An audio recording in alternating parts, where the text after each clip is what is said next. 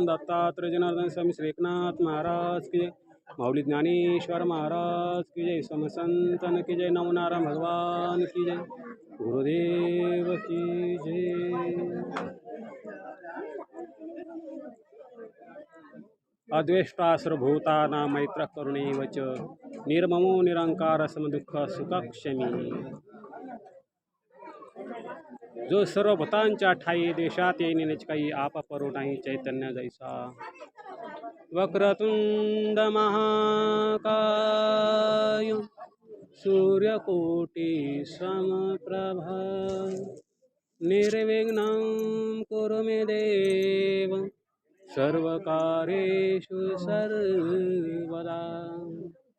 सर्वमंगलमांगल्ये शिवे सर्वार्थसाधिके, शरण्ये त्र्यंबके गौरी नारायणि नमोस्तुते। सर्वदा सर्वकार्येषु नास्तेषां मंगलं, येषां हृदयस्थ भगवान् मंगलायतनं हरे। समचरण सरोज सांद्र नीलांबुदाभं, जननीत पाणी मंडन मंडनानां, तृण तुलसी माला कंदरं काञ्जनेत्रं, सदय धवलासं विठ्ठलं चिन्तयामि।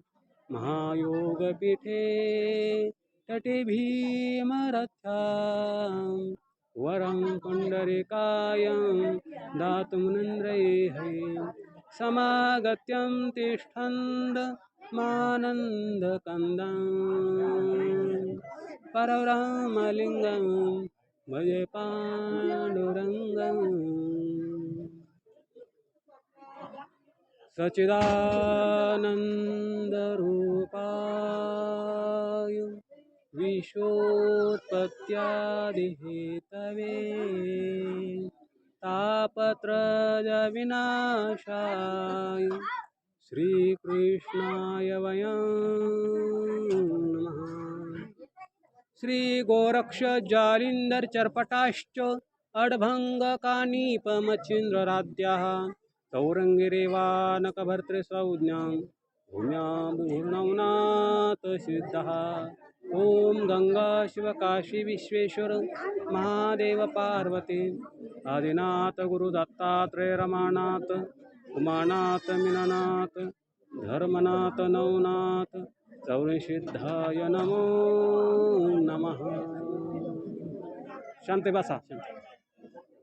अखिल गुणनिधान सच्चिदानंद घन करुणावरणाला भक्तवत्सल भगवान पांडुरंग परमात्मा आणि साधकांचे मायबाप ज्ञानांचे राजे अहंकार प्रणिमाशी ज्ञानराज माऊली यांना अभिवादन करून, तसे सर्वांच्या अंतःकरणामध्ये असणाऱ्या भगवान परमात्म्यांना साष्टांग दंडवत करून, दृश्यादृश्य सकल संत देवता गुरुदेवता यांना साष्टांग दंडवत करून,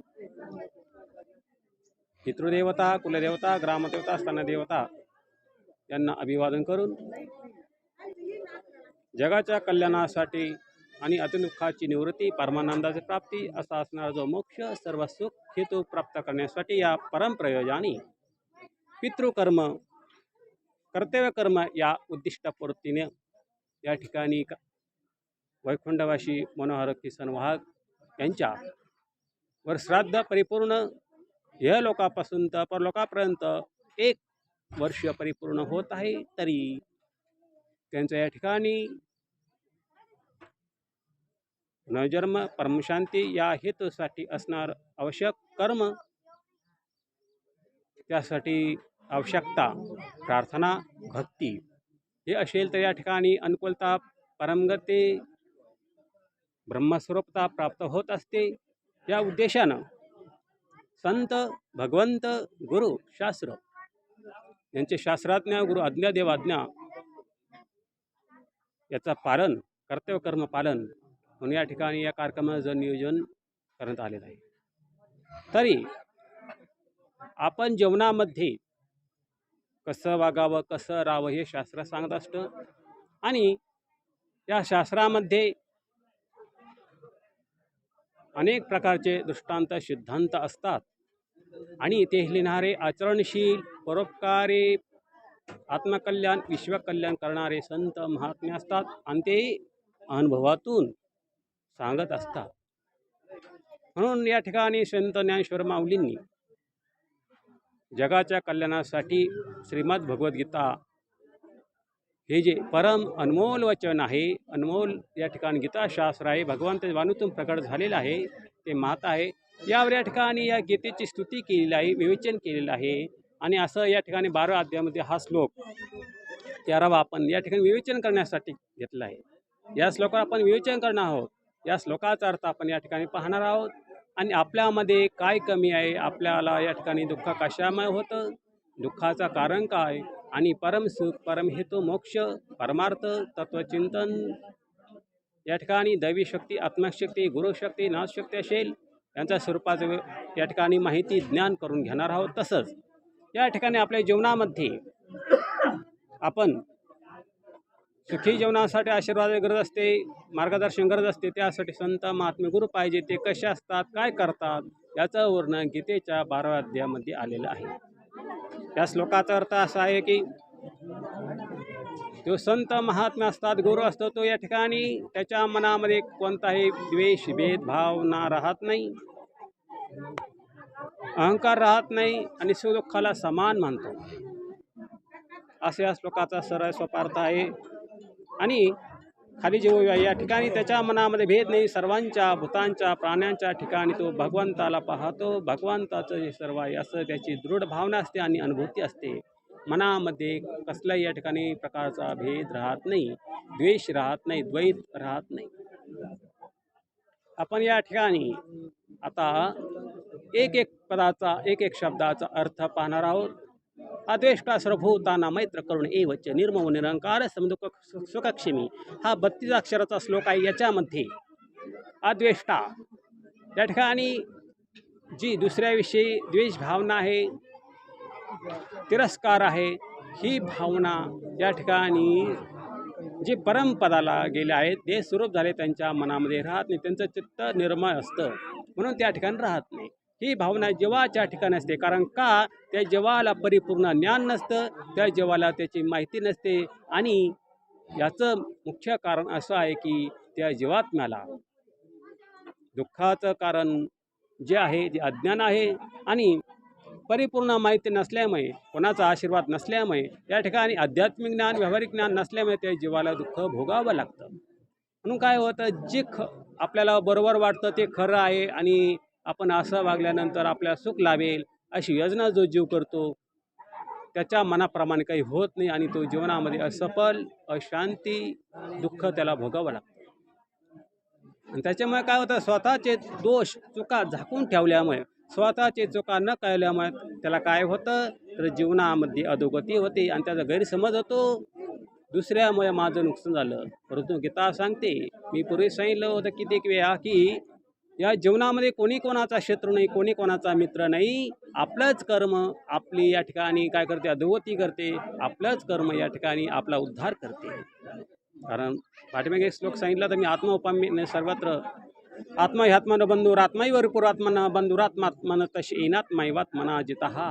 म्हणून या ठिकाणी आपण आपलं कर्म जर व्यवस्थित केलं, शास्त्राप्रमाणे केलं, गुरु आज्ञेप्रमाणे केलं, देवा आज्ञेप्रमाणे केलं तर जीवनामध्ये दुःख राहत नाही. अद्वेष्टा या पदाचा विचार करत असताना म्हणजे मनामध्ये वैर भावना राहत नाही, असं या ठिकाणी त्याची वृत्ती होते. अदेष्टा सर्वभूताना मैत्रकोणीवच अद्वेष्टा आणि अदेष्टा असे 2 पद आहेत. म्हणजे सर्वभूतांच्या ठिकाणी, सर्व म्हणजे सकल, इहलोक परलोक जे सप्तपातळ असेल सर्वामध्ये या ठिकाणी त्याची समदृष्टी असते. सर्वामध्ये भगवंत स्वरूप पाहतो. कारण का, त्याचं या ठिकाणी चित्तामध्ये भगवंत असतो. ज्या ठिकाणी अंतःकरण शुद्धी होते, ज्या ठिकाणी भक्ती असते, त्या ठिकाणी भगवान परमात्मा राहतो. अशा ठिकाणी येऊनी गोपाळ आहे तेथे, म्हणजे भगवंत त्या ठिकाणी विराजमान असल्यामुळे, ज्ञानाचा प्रकाश असल्यामुळे, त्या ठिकाणी भक्तीचा प्रकाश असल्यामुळे अज्ञानरूपी अंधकाराचा दुःखाचा नाश होतो. आणि त्या ठिकाणी दुःखाला जे कारण आहे ते दुःखाला कारण असलेले सर्व समूह यांचा नाश होत असतो. पुन्हा अद्वेष्टा सर्वभूताना मैत्र करुणे वच, मित्रपणा करणे म्हणजे या ठिकाणी सर्वस्व अर्पण करणं, जाणून घेणं, अहंकार नष्ट करणं, आणि जाणून घेण्यासाठी, मदत मागण्यासाठी, आधार घेण्यासाठी, मन मोकळा करण्यासाठी मित्र हे पद आहे.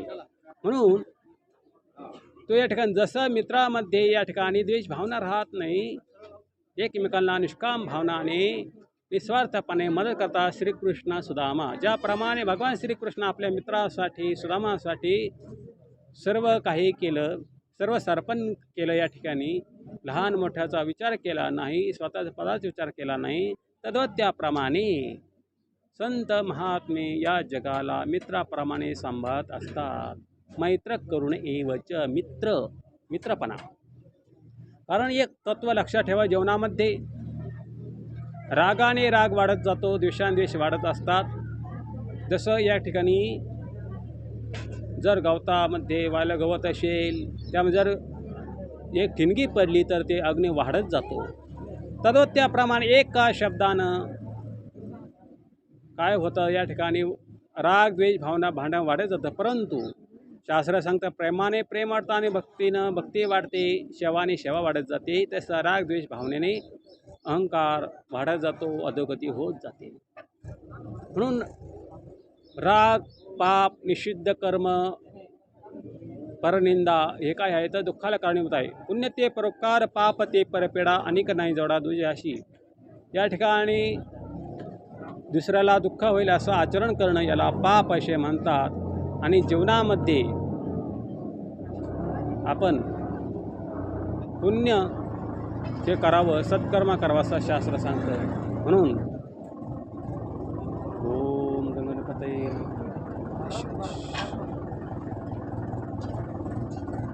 म्हणून जीवनामध्ये आपण काय करावं, भगवंताची स्तुती करावी. या ठिकाणी हरी शरणम गुरु शरणम या ठिकाणी असं चिंतन केलं असतं. तत्कथनम तत्चिंतनम.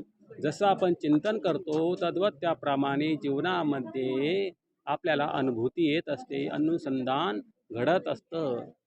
कारण जसं बी लावल्यानंतर जसं ते झाड येतं, जसं बी असेल तसं झाड उगवणार, तसं फलं भेटणार. तद्वत त्याप्रमाणे मनामध्ये जसं आपण नामस्मरण, भक्ती, तत्वम पदार्थ शोधन, आत्मचिंतन, श्रवण, पठन, मनन केले असता आपणास जीवनामध्ये सुख शांती मिळते.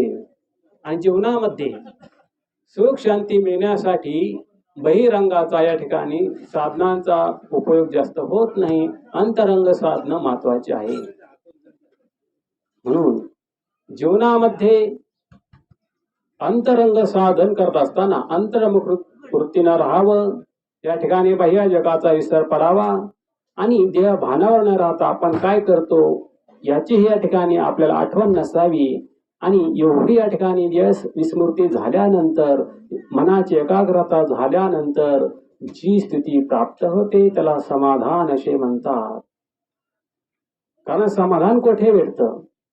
आपल्या बाह्य शरीराने ह्या लोकांमध्ये आपण जर फिरलो, खूप काही केलं तरी मनाला समाधान लाभत नाही. शास्त्राचे एक वाक्य आहे, गुरुचे एक वाक्य आहे, अंतर्मुख कृती करा, मन स्वच्छ करा, अंतःकरण शुद्धी करा, सेवा करा. बहिरंग साधन हे चंचल मनासाठी, संसारी माणसासाठी आहेत. एका जागी बसून जप तप साधना अभ्यास करू शकत नाही. म्हणून त्यांच्यासाठी तीर्थयात्रा, व्रत, उपवास हे सांगितले आहे. आणि ज्यांचं मन शांत आहे, ज्यांची देवावर दृढ श्रद्धा आहे, विश्वास आहे, किती संकट आले, किती दुःख झाले तरी मनात त्या ठिकाणी द्वेष भावना, दुःख परिणाम होत नाही, अनुकूल प्रतिकूल परिणाम होत नाही. अशासाठी या ठिकाणी अंतरंग साधनं जी आहेत, ध्यान धारणा असेल, मानसिक पूजा असेल, शम दम जे साधना आहे शिष्यासाठी ते त्यानं करायचं आहे. म्हणून आपण हिमालयामध्ये पाहतो अनेक प्रकारचे साधू असतात, ते या ठिकाणी तप करतात. जसं या ठिकाणी कोणत्याही पदासाठी अधिकारी व्यक्ती लागते, तद्वत त्याप्रमाणे परमार्थासाठी अधिकारी व्यक्ती पाहिजे. कोणीही कीर्तन कथा ऐकून चालत नाही. कारण ज्याच्या मनामध्ये संसारासक्ती आहे, माझं घर आहे, माझी मुलं आहे, अशांचा परमार्थ सुकर होत नाही आणि त्यांना समाधान कधी लाभत नाही. हे सत्य आहे, हे कोणी खरं सांगणार नाही, परंतु त्याचं कारण सांगतो. एक प्रमाणे काम क्रोध लोभ जयाचे अंतरी नाही अधिकारी ऐसा इथे नाथ महाराज सांगतात. ज्याच्या मनामध्ये काम आहे, पर श्री आसक्ती आहे, व्यसन आहे, दुराचारी आहे, जुगार आहे, मनामध्ये लोभ आहे, स्वार्थ अजून पाहिजे, मन समाधानी नाही, आणि क्रोध आहे, खरं बोललं तरी राग येतो, स्वतःचे दोष चुका मानत नाही, अहंकारी आहे, असा व्यक्ती कोणी असो तो परमार्थाचा अधिकारी नाही. आणि शास्त्राचं तत्व असं आहे, गुरुचं तत्व असं आहे, परमार्थ तत्व, आध्यात्मिक तत्व, संसार सोडायचा सांगितला आहे, आसक्ती सोडायची सांगितलं आहे. तेव्हा ही भक्ती साधना परिपूर्ण होत असते. जेव्हा गुरुकुलामध्ये जीवन जगत असताना राजाची मुलं त्याच्यापासून कित्येक वर्ष दूर ठेवत असेल, म्हणजे घरादारात त्याग, आई वडिलांचा त्याग, त्याची माया आसक्ती कमी करण्यासाठी, पुन्हा संसार मन बनवू नये, जे दुःखाला कारण आहे त्याच्यापासून दूर केलं जायचं. तेव्हा त्याचा अभ्यास परिपूर्ण व्हायचा. आणि अभ्यास परिपूर्ण झाल्यानंतर गुरुकुलामध्ये त्याला शारीरिक कष्ट दिले जायचे, त्याला जाणीव पाहिजे, दुःखाची जाणीव पाहिजे, कसं जीवन जगत त्याची माहिती पाहिजे, नैसर्गिक शिक्षण. असं ते या ठिकाणी आश्रम कुठे राहायचे तर नदीत तीरावर जंगलामध्ये राहायचे, ज्या ठिकाणी कोणी स्वार्थी नाही, कोणी आसक्ती नाही, कोणी व्यसन करणार, असं म्हणजे संसारापासून अलिप्त पवित्र सात्विक वातावरणामध्ये तो आश्रम राहायचा. त्या ठिकाणी फक्त दुसऱ्याचा आनंद, दुसऱ्याच्या आनंदाने आनंदी, दुसऱ्याच्या दुःखाने दुःखी होणारे, अशी ती अवस्था, अशी ती परिस्थिती राहायची. म्हणून त्यावेळी रामराज्य सुख शांती होते. आताच्या कालावधीमध्ये सत्य आहे, एक वाक्य ऐका. कारण पारमार्थिक जरी बहिरंग दिसत असलं, परंतु जी अंतरंग जी स्थिती आहे ती अंतरंग स्थिती बदलत नाही.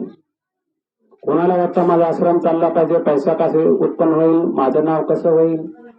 त्या ठिकाणी माळ घातल्यानंतर अनेक शिष्य झाल्यानंतर त्याला कोणी विचारत नाही, जगला का मेला काही पाहत नाही, त्याची साधना पाहत नाही, त्याचे आचरण पाहत नाही, ज्याला जे गरज आहे शास्त्राप्रमाणे ते देत नाही. म्हणून काय होतं, परमार्थ हा परिपूर्ण होत नाही. परमार्थ करण्यासाठी अंतरंग करण्याची साधना आहे अगोदर. गुरुचे लक्ष जर पाहिल्या ठिकाणी तो कृपाळू पाहिजे, शास्त्र अभ्यासू पाहिजे आणि साक्षात्कारी पाहिजे. त्याला देवाची भेट, देवाचं या ठिकाणी त्याचं बोलणं झालं पाहिजे, मन संवाद, आत्मसंवाद, दैवी संवाद त्याचा झाला पाहिजे.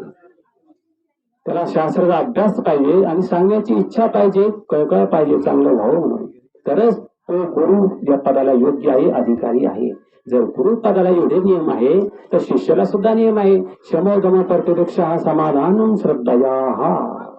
म्हणजे शिष्य कसा पाहिजे, ज्ञासू पाहिजे, संसारापासून अलिप्त पाहिजे, गुरु जे सांगेल त्याप्रमाणे आचरण करणारा पाहिजे. भगवंताने या ठिकाणी गुरु का केला तर भगवंताला हे दाखवून द्यायचं आहे, या जगामध्ये किती मोठा असला तरी गुरु पुढे त्याला नमावं लागतं आणि गुरु सांगेल ते ऐकावं लागतं. म्हणून वाल्मिक ऋषीने जसं या ठिकाणी सांगितलं त्याप्रमाणे प्रभू रामचंद्राने आचरण केलं. यात एकच दाखवायचं आहे, गुरुपेक्षा मोठं कोणी नाही. गुरुवीन अनुभव कैसा कळे.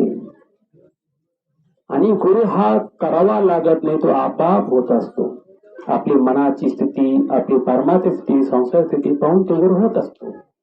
गुरु म्हणजे एक मार्गदर्शक असतो आणि या ठिकाणी तो शिष्याचा चांगले इच्छित असतो. व्यवहारामध्ये आपल्याला जे कोणी दोन शब्द सांगतं तो गुरु झाला. व्यवहारिक गुरु वेगळा आणि परमार्थिक गुरु वेगळा.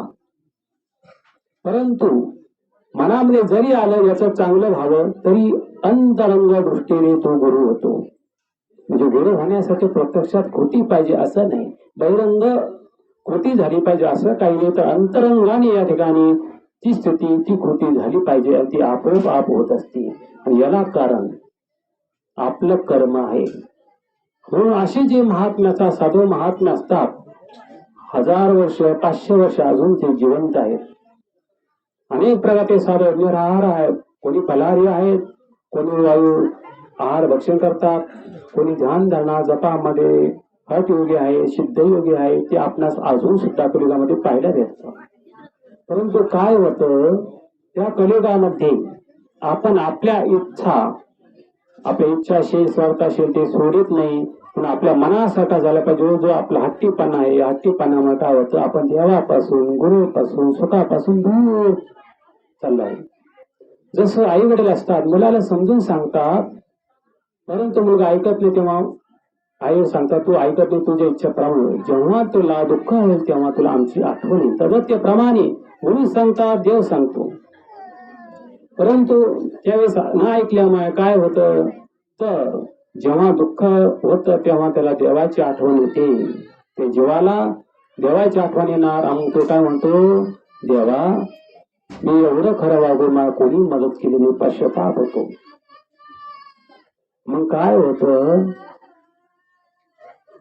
जीवनामध्ये अनेक गुण असेल, सद्गुण असेल, खूप तप केलं, 12 वर्ष संन्यासी झाला, परंतु एक जर चूक जीवनामध्ये झाली तर जीवनाची अधोगती होते.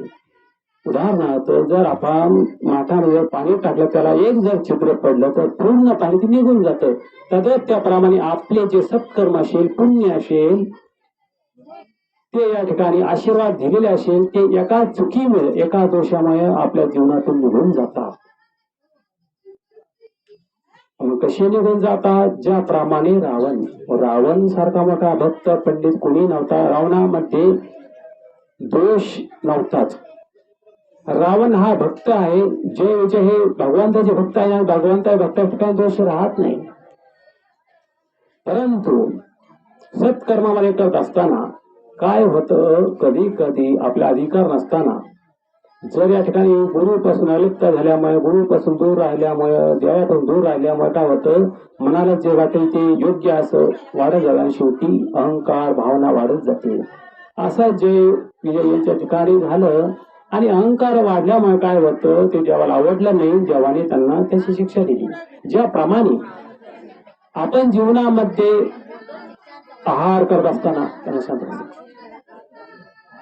जर सात्विक आहार घेतला तर मनाला समाधान लागतं. आणि जर सात्विक आहार, राजस आहार, तामस आहार असे आहाराचे प्रकार आहे. जर जेवणामध्ये कोणताही पदार्थ जास्त खाण्यात गेला, जास्त जेवण झालं, शरीर क्षमता, बुद्धी क्षमता, कोणती क्रिया जास्त झाली त्याचा प्रतिकूल परिणाम होतो. जास्त खाण्यात ॲलर्जी होणार, पित्त होणार. तसंच त्याप्रमाणे परमार्थामध्ये सुद्धा जर कोणती गोष्ट अतिरिक्त झाली त्याचा विपरीत परिणाम होतो. कारण काय होतं, परमार्थामध्ये जास्त जर तप केलं तर हे देवी देवता बाकीचे असतात, इंद्र चंद्र, हे घाबरतात आणि तप मोडण्यासाठी प्रयत्न करतात. म्हणजे चांगल्या माणसाला धोका आहे. जसं कपिल मुनीच्या ठिकाणी तप मोडण्यासाठी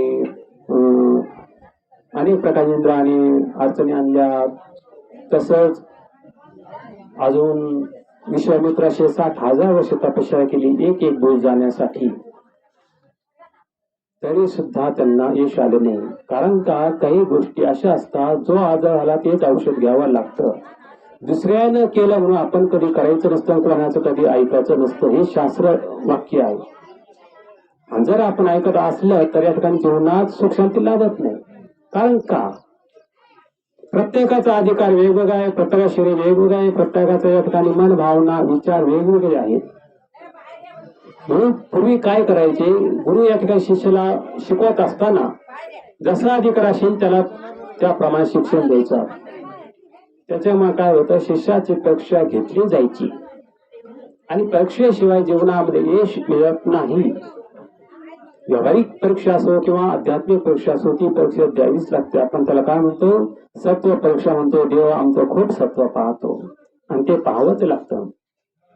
जर परीक्षा पाहिली नसते तर अभ्यासाचं महत्व कळलं नसतं आणि शिष्याला, विद्यार्थ्याला किती समजलं, किती अभ्यास केला हे गुरुला समजलं नसतं.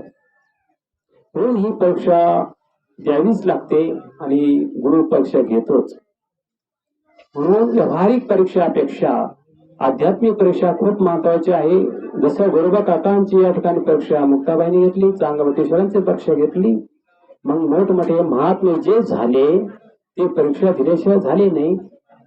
म्हणून आपण आपल्या जीवनामध्ये जे विधेय महात्म्य आहे, संत महात्मा गुरु आहे, ते आपल्या दृष्टीने विचार करायचा नाही. ते असे वागतात, असे करतात, ते त्यांच्या पद्धतीने त्यांच्या गुरु आज्ञेनं शास्त्राप्रमाणे आचरण करत असतात. आपण त्यांना या ठिकाणी नाव ठेवतो अधिकार उलट काय होतं, संत निंदा गुरुनिंदा होते आणि त्याचं आपल्याला काय होतं, वाईट परिणाम भोगावे लागतात. म्हणून संत निंदा ज्याचे घरी घर नव्हे यमापुरी, संत निंदा आवडे ज्याशी तो जिताची नरकावाशी, त्याच्या पापा नाही जोडा संयोजना होय पडा, तुका म्हणे नष्ट गाढव जाणार तुझी कष्ट. कारण ज्यांचा अंत लागत नाही अशांची निंदा केल्यानंतर काय होतं, ते घर स्वर्ग नसून यमपूर आहे, दुःखाचं भांडार आहे, संकटाचं भांडार आहे, दुःख त्या घरामध्ये राहतात.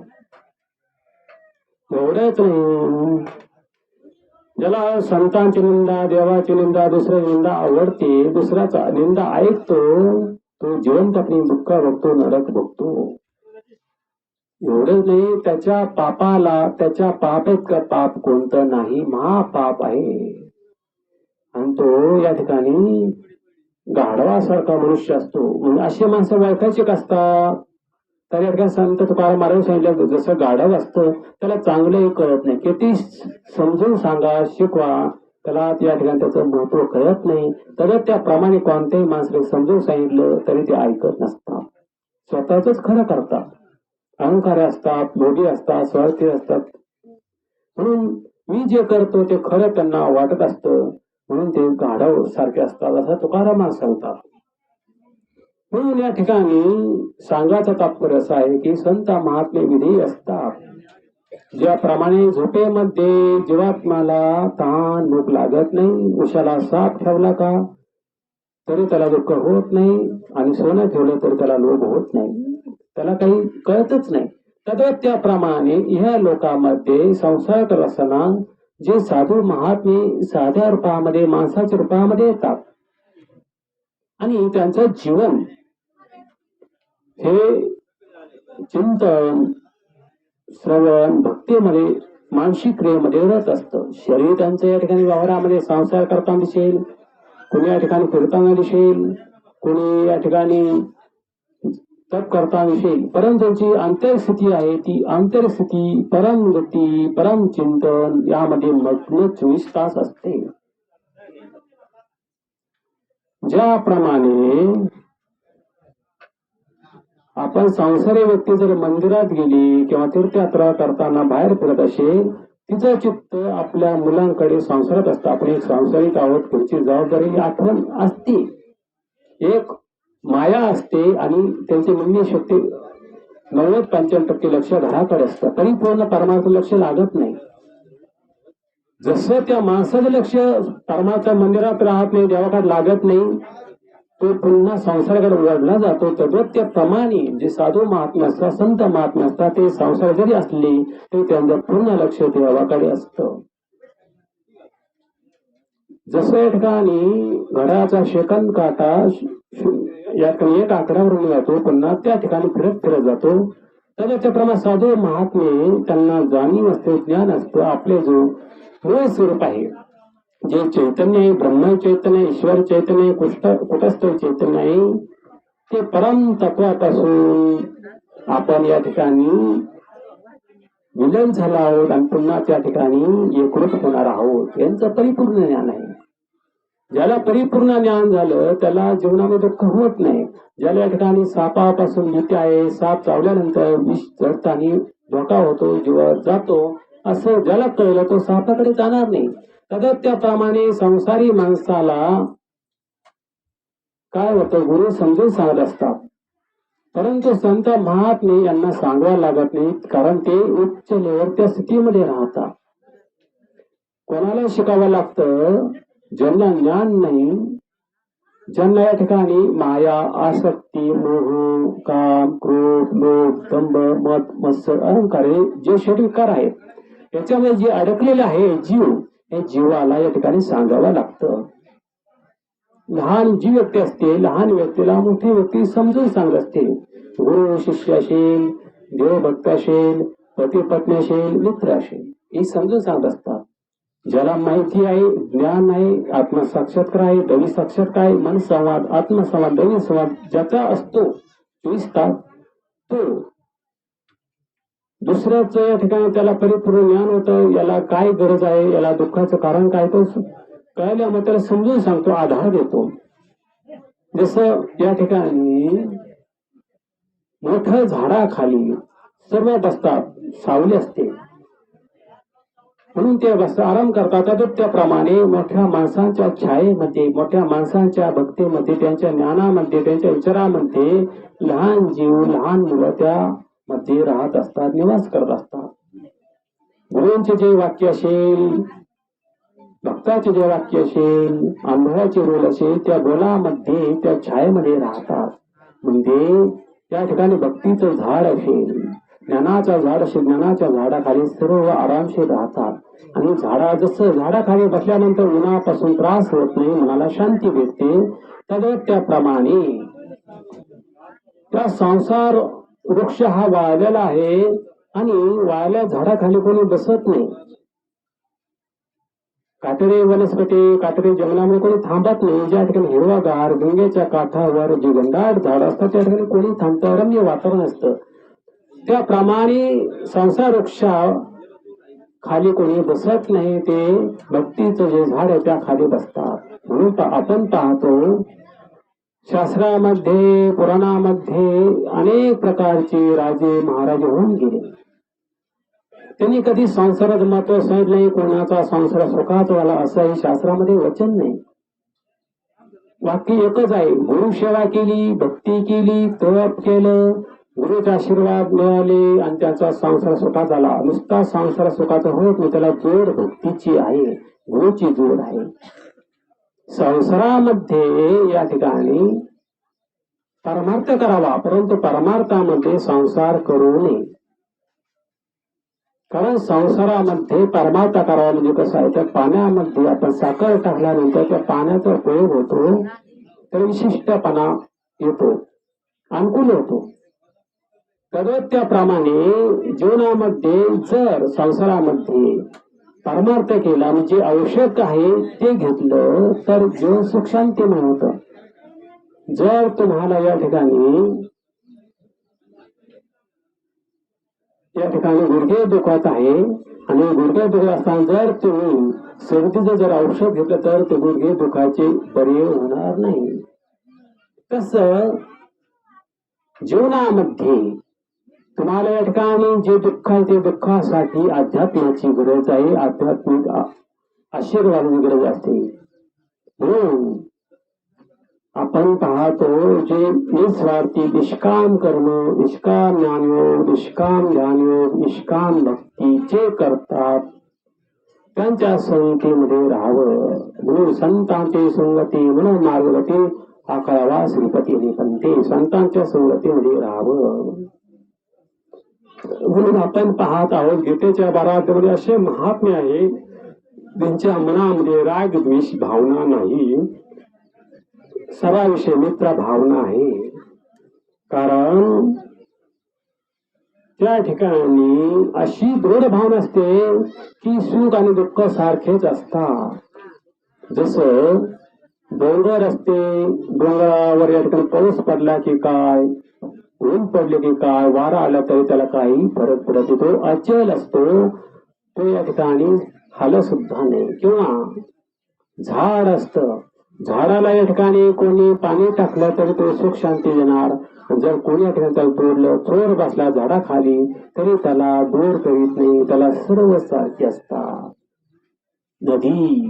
नदीचे उदाहरण आहे, नदीमध्ये कोणी पापी मनुष्य त्याने स्नान करा, जनावर पशुपक्षी स्नान करा, चांगला महात्मा त्याने स्नान केलं तरी सर्वांना सारखं मानलं जातं.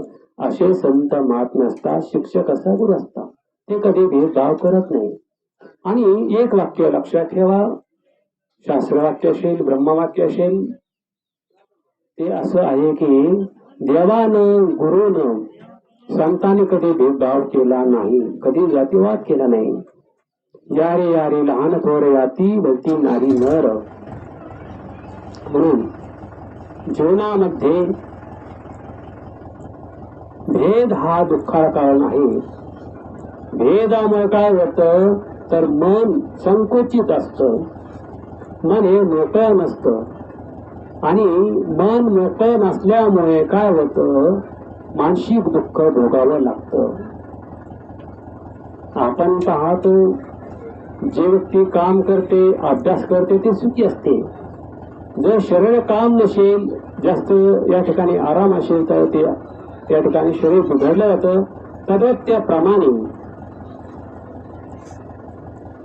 शास्त्रामध्ये असं सांगितलं आहे की शिष्याने अभ्यास करावा, सांसारिक माणसाने कर्तव्य कर्म करावं आणि जे आध्यात्मिक क्षेत्रामध्ये आहे, ब्रह्मचारी व्रत आहे, त्यांनी सतत चिंतन करावं.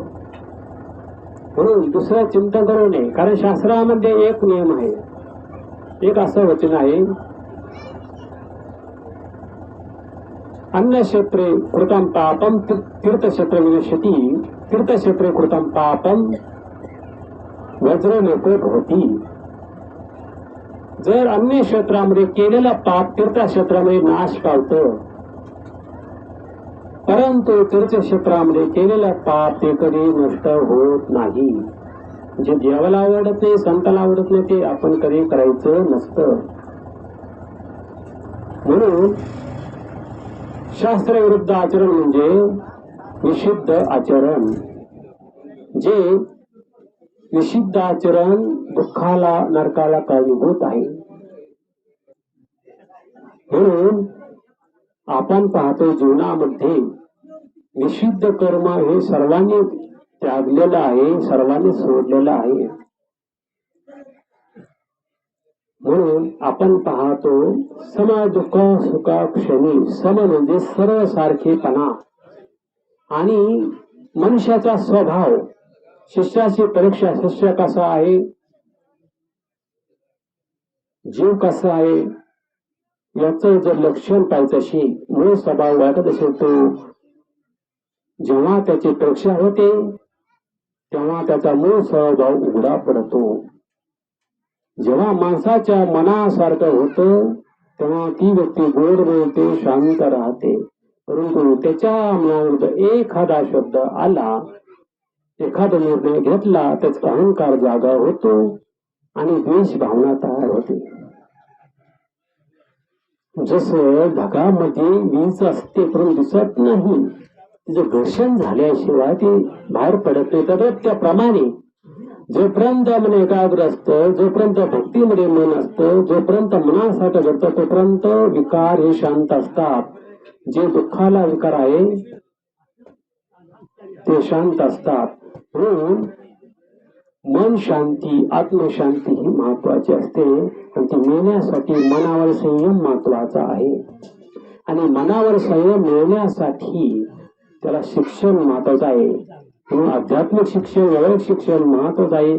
कसं वागावं, कसं राहावं, कसं बोलावं, सात्विक कर्म, राजस कर्म, तामस कर्म, सात्विक आहार या ठिकाणी गीतेमध्ये, शास्त्रामध्ये सांगितलं आहे. आणि हे ज्ञान या ठिकाणी गुरु सांगत असतात. म्हणून गुरु करायचा असतो. जे आपल्याला माहिती नाही ते माहिती करण्यासाठी गुरु पाहिजे, असं शास्त्र वचन आहे. गुरुविन अनुभव कैसा करे. म्हणून अनुभव येण्यासाठी गुरुची आवश्यकता असते. मनाने जे करतो ते सर्व बरोबर असतं असं नाही. म्हणून जे या ठिकाणी परमतत्वामध्ये असतात, अद्वैत भावनेमध्ये असतात, या ठिकाणी शरीर आसक्ती नसते, परम चिंतन, परम कथन त्यांचं चालू असतं, भक्ती असते. ज्यांनी सर्वस्व अर्पण केलेलं आहे, स्वतःच्या ठिकाणी अहम ध्यास, मम ध्यास राहत नाही, असे जरी पाहिले तरी मनाला शांती मिळते. ते पुन्हा पुन्हा पाहावे वाटते. आपण जीवनामध्ये अनुभव घेतो, अनेक प्रकारचे आपण या ठिकाणी अनुभव येतात. खूप समजून सांगितलं तरी माणसं ऐकत नाही. खूप आपण त्यांना रागावलं, शिक्षा केली तरी ऐकत नाही, तरी सुधारणा होत नाही. परंतु जे कधी बोलत नाही, कधी दिसत नाही, असे माणसं पाहिल्यानंतर, मंदिरात गेल्यानंतर किंवा फोटो पाहिल्यानंतर सुद्धा त्या महात्म्याचा, ऋषीचा आपणास शांती लाभते आणि आपलं असं वाटतं आपणही असंच राहावं, आपण यांच्यासारखं करावं म्हणून आपण त्यांचं पाहू या ठिकाणी.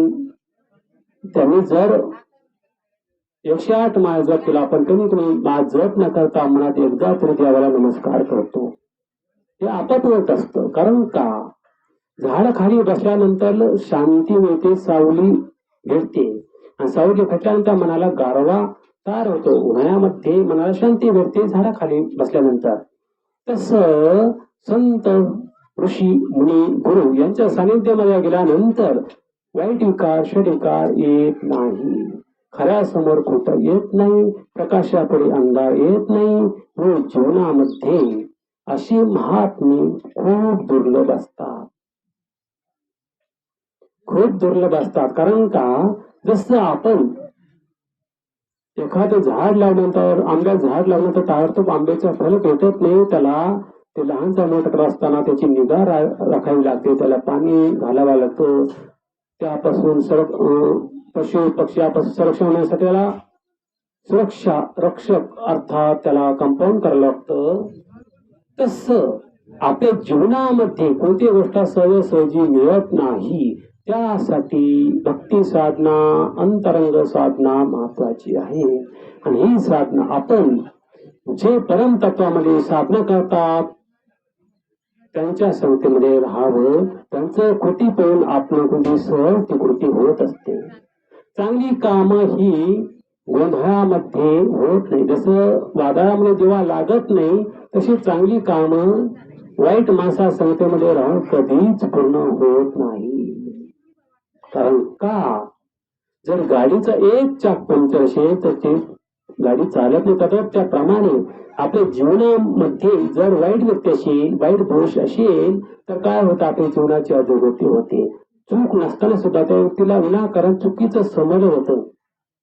म्हणून त्याग भावना ही पाहिजे. सर्वारंभ परित्यागी यमे भक्त समे आहात. म्हणून त्याग भावना ठेवा, सोडून देण्याची भावना पाहिजे.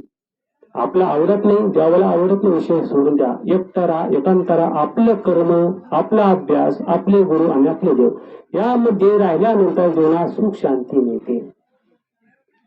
म्हणून भगवंत सांगतात, ज्याला आसक्तीने त्याने वाईट व्यक्ती, वाईट पदार्थ, प्रतिकूल पदार्थ ज्याच्यापासून दुःख होतं, ज्याच्यापासून परमार्थ नुकसान होतं, अशांचा त्याग करावा, असे सोडून द्यावे. भक्त प्रल्हादासमोर त्यांचे वडील मारले तरी त्यांनी वडिलाला वाचवलं नाही. कारण का, कर्माचं फळ भेटलंच पाहिजे. जर ते जिवंत ठेवलं असतं तर अजून वाईट कर्म वाढलं असतं, अजून नुकसान झालं असतं, भक्ताचा अपमान झाला असता, धर्माचा घात झाला असता. म्हणून वाईट संपलं पाहिजे. म्हणून भक्त प्रल्हादाने काय केलं, जी वाईट कृती होती, शरीर होतं, त्यांचा नाश केला. आणि माझ्या वडिला या ठिकाणी शरीर आणि भक्तांना त्रास दिला, हे शरीर नको, फक्त यांची मनाची अवस्था बदलून, यांचा अहंकार वाईट विचार नष्ट होऊन, यांना पश्चाताप होऊन, यांच्या चुका दोष कळून काय करावं, पश्चाताप झाल्यानंतर त्यांना स्वतःच्या जागेमध्ये परमगतीला स्वतःजवळ जागा द्यायचं भक्त प्रल्हादाने सांगितलं. मनामध्ये देश भावना नाही, परंतु जे वाईटाला विरोध करण्याची पद्धत आहे, वाईटाचा नाश करण्याची पद्धत आहे, ही संतांमध्ये असते आणि देवामध्ये असते. देव चुका कधी माफ करून लगेच शिक्षा करणार, परंतु संत महात्मे चूक झाल्यानंतर सुद्धा क्षमा करतात आणि त्यांच्या जीवाला, त्या मनाला बदल करतात. कारण कसं, जीवनामध्ये जे जास्त सुधारण्याच्या भानगडीत पडत नाही. तुमचं कर्म आणि तुम्ही जर पांडुरंगाकडे जर गेले तर ते डोळे झाकलेला आहे.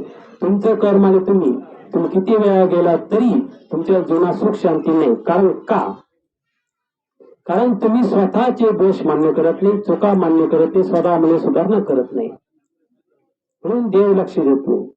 आणि संतांकडे कसं असतं, तुम्ही आनंदी पहा, एकनाथ महाराज पहा, तीर्थक्षेत्रामध्ये ती दोस्ती होते. जसं आई मुलाचे अपराध चुका माफ करते आणि त्याला जवळ करते, त्याच्यामध्ये सुधारणा होत चालते.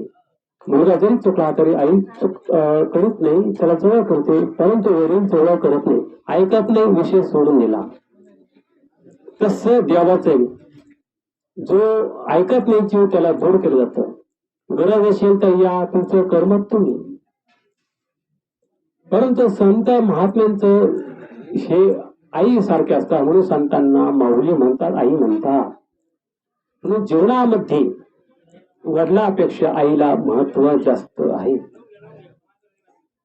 म्हणून आपण पाहतो मातृदेवो भव, कारण आई देव आहे. आई देव नाही तर आईमध्येच देव आहे.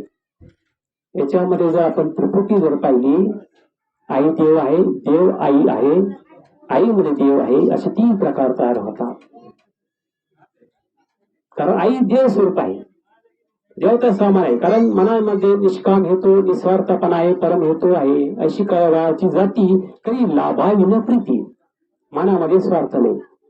आणि देव आई आहे म्हणजे कसं, जो चांगला वागतो, दुसऱ्याच्या दुःखाने दुःखी होतो, दुसऱ्या आनंदाने आनंदी होतो, अशासाठी देव आई आहे. आणि आईमध्ये देव आहे, देवामध्ये आई आहे, अशी जी त्रिपुटी आहे, दोन्ही एकत्र आहे. हा एकत्रितपणा म्हणजे ज्यांना आई नाही, वडील नाही, असे अनाथ आहे, ज्यांनी विश्वास देवावर ठेवला त्यांचे देव आई होतो. हे एक अर्थ. म्हणजे एका शब्दामध्ये अनेक अर्थ तयार होतात. जसं आपण पाहतो कापसापासून अनेक प्रकारचे काय कपडे तयार होतात. धागा एक जरी असला पण अनेक रूप, अनेक रंग असतात, परंतु त्याचा हेतू काय आहे, शरीराचं रक्षण करणं. कापड म्हणजे काय करतं, लज्जा रक्षण, शरीराचं रक्षण करतं ऊन वाऱ्यापासून. तसं जी चैतन्य शक्ती आहे ती आपल्या जीवाचं सुख इच्छिते. म्हणून असं ज्याला कळलं ते परम हेतू परम तत्वामध्ये असतात, त्यांच्या मनामध्ये शरीर राहत नाही. अदृष्टासर भवताना मैत्र कोणी वच निर्ममो निरंकार सम दुःख सुख क्षणी, सतत सुखी सतत आनंदी असतात. मग या ठिकाणी राग आल्यानंतर सुद्धा मनाला शांती मिळते, गारवा भेटतो.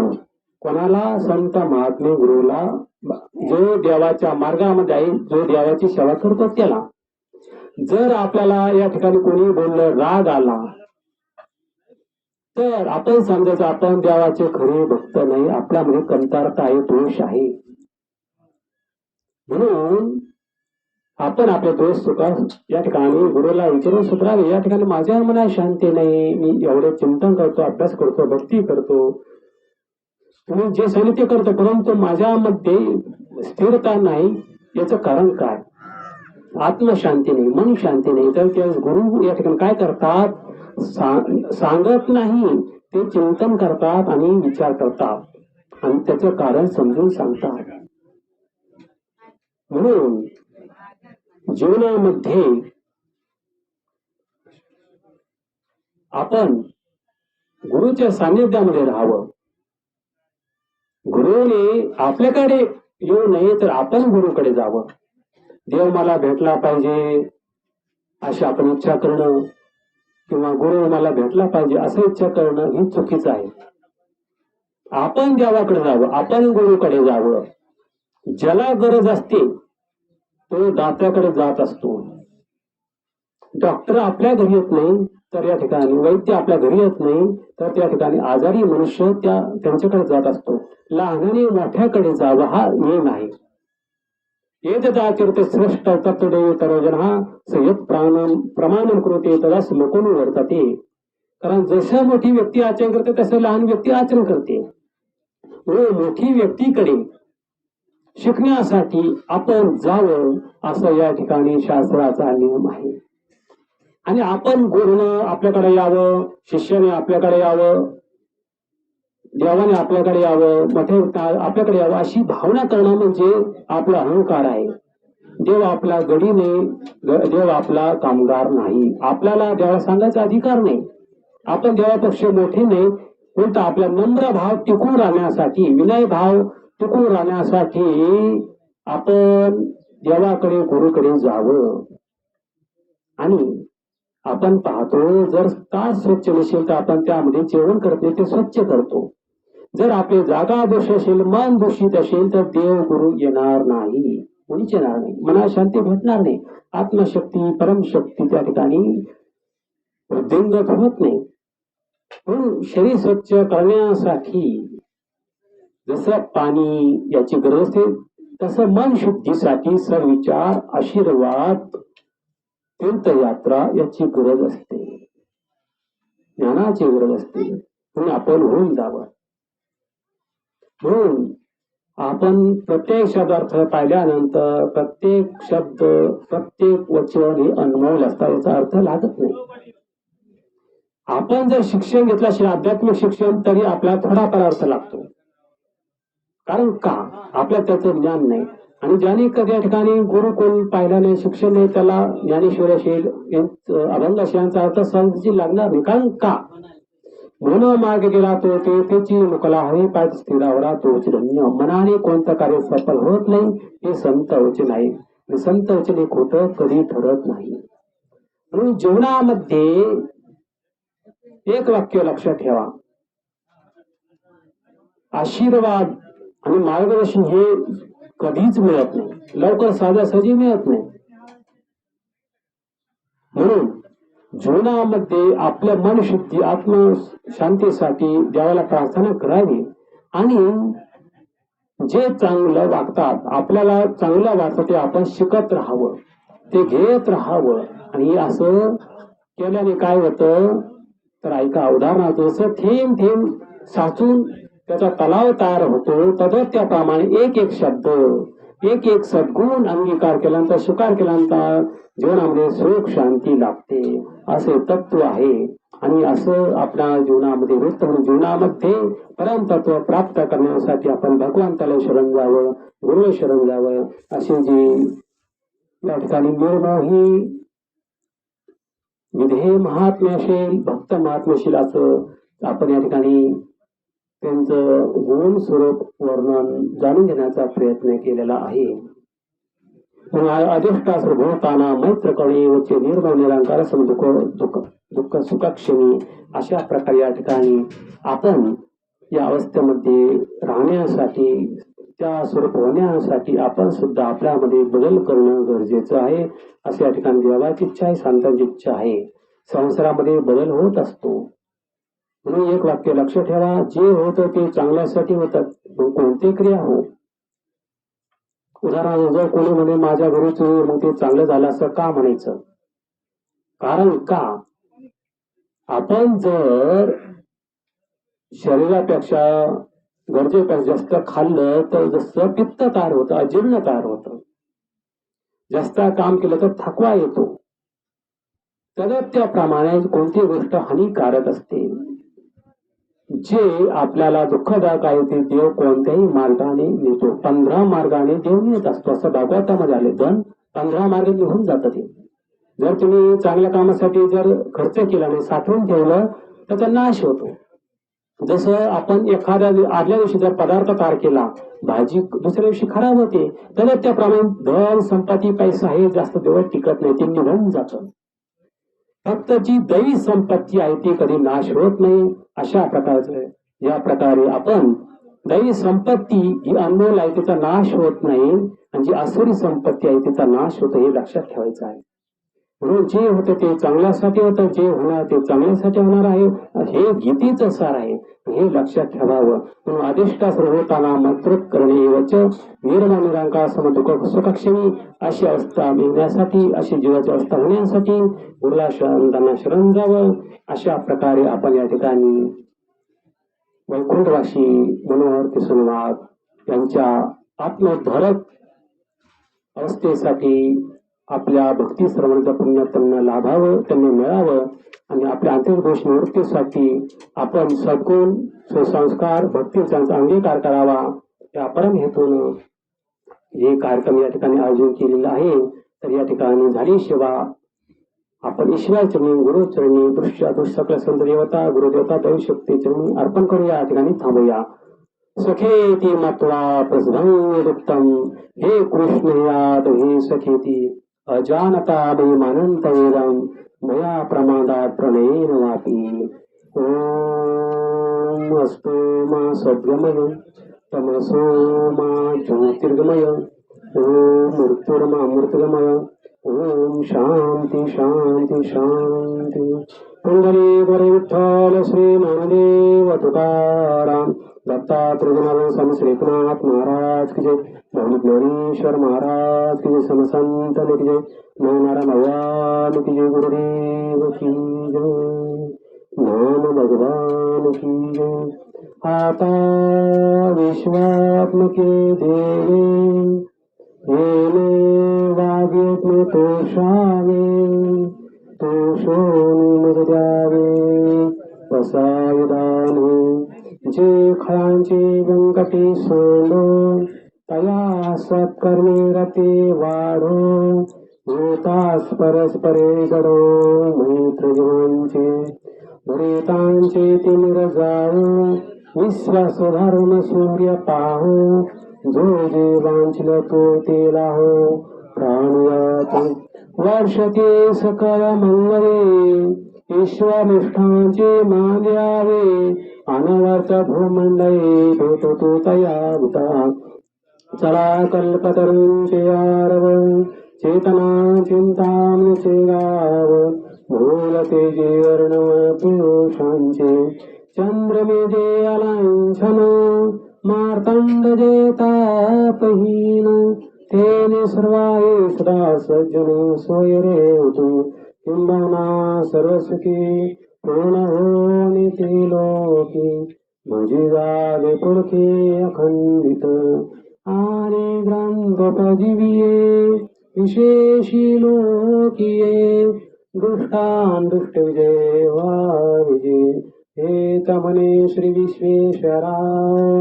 हा होईल दान पसाओ, येणेवरी ज्ञानदेव सुखिया झाला.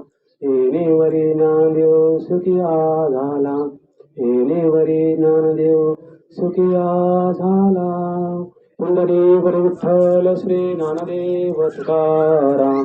दत्तात्रय जनार्दन स्वामी श्री एकनाथ महाराज की जय, भाऊ ज्ञानेश्वर महाराज की समसंतन की जय, नवनारायण भगवान की जय, गुरुदेव की जय.